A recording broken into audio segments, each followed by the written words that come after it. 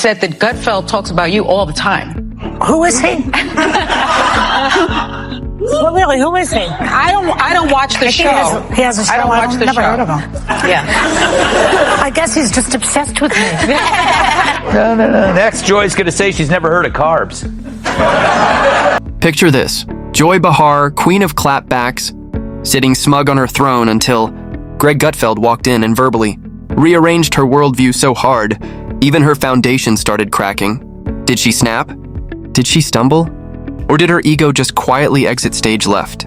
Stick around, because this train wreck of a takedown is equal parts awkward, brutal, and absolutely hysterical. Seriously, her denial of knowing me is as believable as her red hair. But obsession? I mean, come on, Joy. Where would you even get that idea? Like Joy Behar's face, it's looking worse and worse by the day. More full of crap than Joy Behar after a night of scotch and Taco Bell. Her being named Joy is like me being named ugly. Joy wasn't there on the show. Apparently Mondays are her days off when she feeds in the pasture. It now smells like a humid day inside Joy Behar's moo-moo. The motives stink worse than Joy Behar's jog bra. I mean, assuming she jogs. Oh, wait, there she is. All right.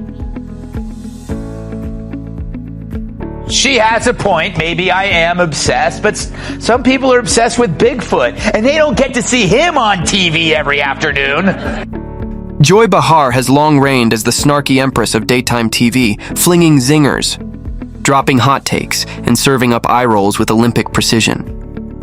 She's been the dagger-tongued diva of daytime for decades, but every legend hits a wall. And today, that wall had Greg Gutfeld's name spray-painted all over it. What unfolded wasn't just embarrassing, it was a 5-alarm media meltdown. Now let's shift gears and talk about Greg Gutfeld, the master of deadpan destruction. He's the type who can eulogize your career while making the audience laugh. Last week, Joy Behar accused Elon Musk of being pro-apartheid, but then begged him afterwards not to sue.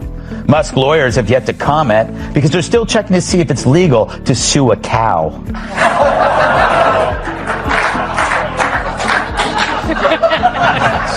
Shots fired. Just a legal question. I don't know why it's so upsetting. I don't make the rules in this country. All right. His humor's so dry it could soak up an oil spill, and his sarcasm could slice through Kevlar. Greg doesn't just debate, he orchestrates verbal symphonies with punchlines, sharp enough to draw blood.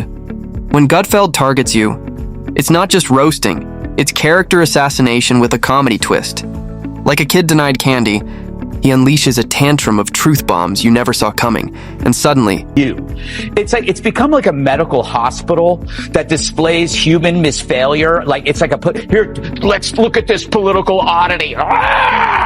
You know, it's like, it really is like the left-wing equivalent of a carnival sideshow, except instead of bearded ladies and fat clowns and two-headed cows. Well, let me rephrase that. But The View is a victim of the sunk cost fallacy. You know, how can you now speak the truth when for years you've been telling lies after lie after lie? Now you're carrying this big bag of rocks around you because it's too harmful for their ego to admit that we really were dishonest. And they could be honest. All they would have to say is, look, we hate Trump so much, we were willing to lie about Joe Biden because we felt he was preferable. We thought our lying and our cover-up was on your behalf. Just say that. You're still scum, but at least you're honest scum. You're the punchline of your own argument. So imagine Joy, comfortable, confident, coasting, suddenly finding herself under verbal siege. Not by chance, but by Greg's calculated comedy campaign designed to turn her every word into kindling. This wasn't some friendly sparring match. Greg arrived locked, loaded, and legally lethal. He dissected her commentary with surgical precision, transforming every smug take into a cautionary tale for TV loudmouths. Now to some news. The feral monsters of The View say they've never heard of you-know-who. True, the show that makes mornings hell claim that my name doesn't ring a bell. It's time for... Our view on The View. Ugh. Yeah, the witch's coven finally shows me some lovin'. Yesterday on The View, yours truly was the subject of conversation. Apparently, the broads have no idea who I am, or so they say. Hit it, Gladys. The moment felt like reality TV meets roast battle. Greg began with a smirk and a few witty jabs, light stuff. But within minutes, it escalated into a full-blown character demolition, where Joy's rants got deconstructed faster than a pop-up tent in a hurricane. He flipped Joy's iconic sass into a slow-motion implosion of irony. He didn't yell, didn't insult, he just let her own contradictions do the screaming. It was like watching someone lose an argument with their past self in HD.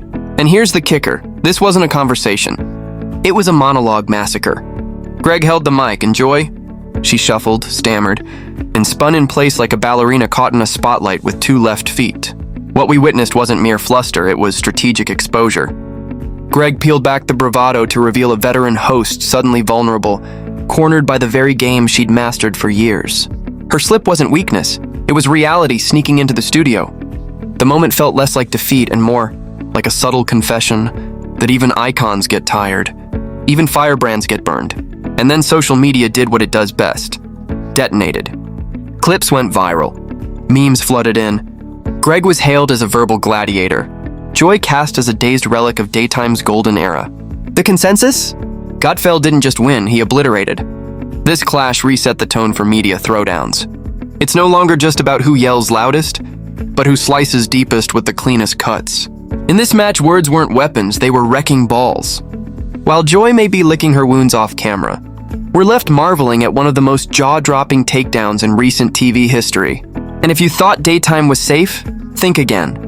Hit that like button, drop your hottest take in the comments, and don't forget to subscribe for more savage truth bombs coming your way weekly.